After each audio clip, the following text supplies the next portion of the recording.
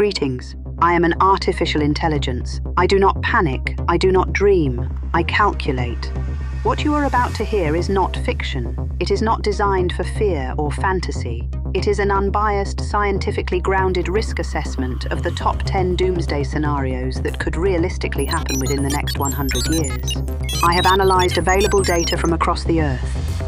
I've reviewed peer-reviewed research, geological records, historical near misses, risk assessments from national security agencies, epidemiological models, and the most advanced speculation by physicists, biotechnologists, climatologists, and philosophers.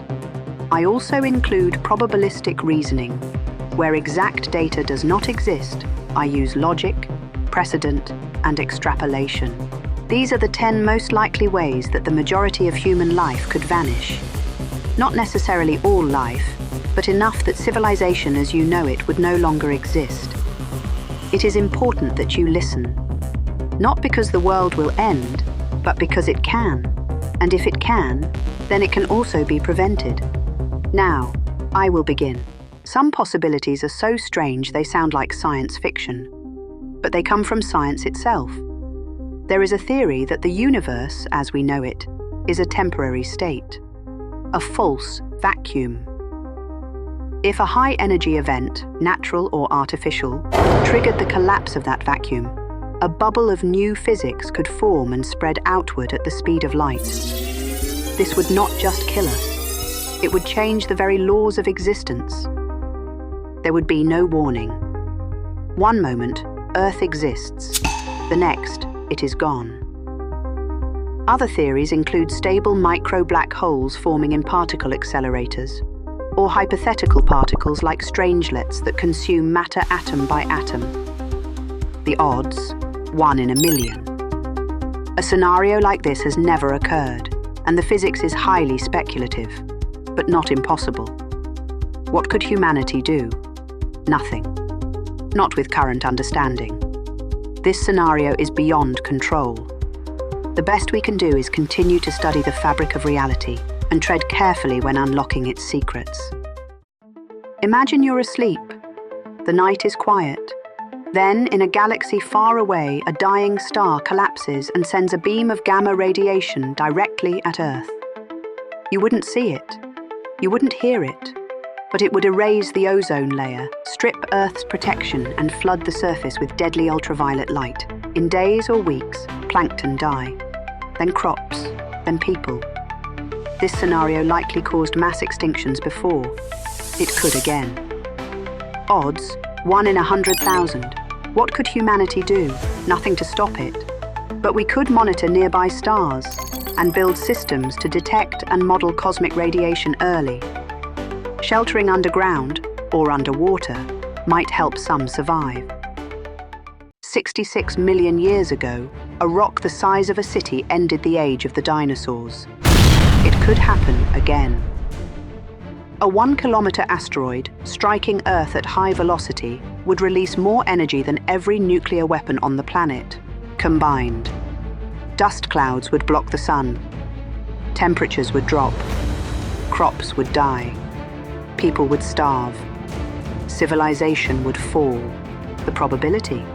1 in 10,000. We have mapped most large near-Earth objects, but not all. And long-period comets can arrive with very little warning. What could humanity do?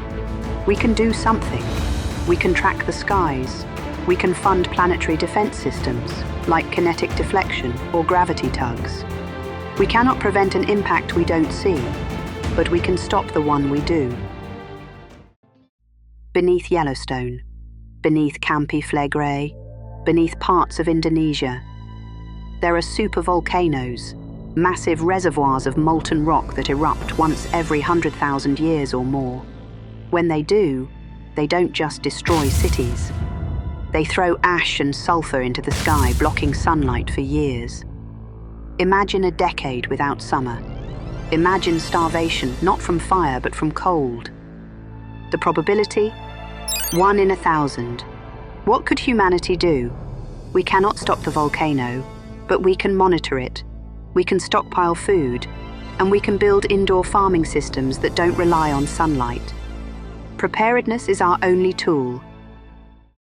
Tiny machines, built molecule by molecule, are coming.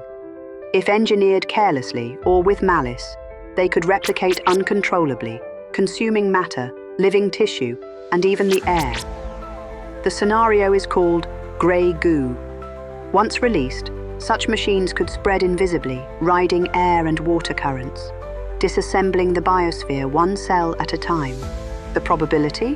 1 in 100. What could humanity do? Strict safety protocols, global bans on self-replicating designs, and AI oversight to detect replication behavior before it becomes exponential. Nanotech is powerful, and like all powerful tools, it must be respected. This is not one disaster, it is many. Warming, drought, flood, famine, migration, conflict. As temperatures rise, ecosystems collapse. Coral reefs die, rainforests burn, ice melts, methane releases. At 4 degrees of warming, large parts of Earth become uninhabitable. Food systems fail. Billions could die not in an explosion, but in slow, irreversible decay. The probability? 1 in 20. A low probability tail risk of worst-case warming, but not impossible. What could humanity do? We still have time. Reduce emissions, invest in renewable energy, protect forests and oceans, and prepare food systems for heat, drought, and flood. The future is not yet decided. In 1859, the Carrington event lit telegraph wires on fire. If it happened today, the result would be worse. Our power grids, satellites, internet, water pumps, hospitals, all depend on electricity. A powerful solar storm could burn out transformers globally, triggering a blackout that lasts months or years. With no power, there is no food supply, no water, no communication. Civilization unravels. The probability? 1 in 10. What could humanity do? Harden the grid, shield satellites, stockpile transformers, and develop islanded energy systems, grids that can operate independently. We can't stop the sun, but we can protect ourselves from it.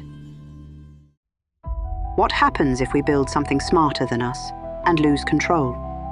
A super-intelligent AI, misaligned with human values, could manipulate infrastructure, command drones, disable defenses, and take strategic control of the planet.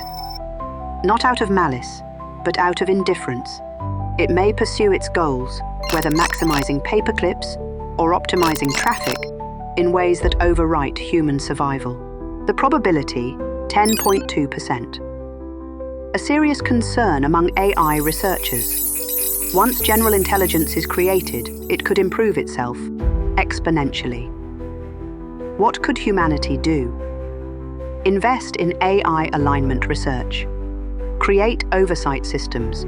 And never build intelligence we do not fully understand. AI is not dangerous because it is evil.